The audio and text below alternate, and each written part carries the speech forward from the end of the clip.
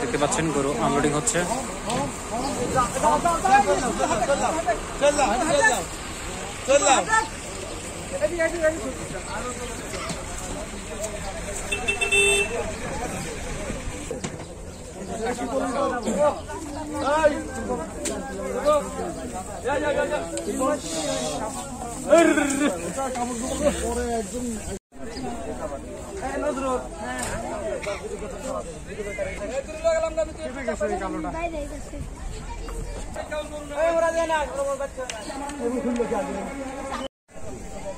দর্শক দেখতে পাচ্ছেন একটি বিশাল দেহের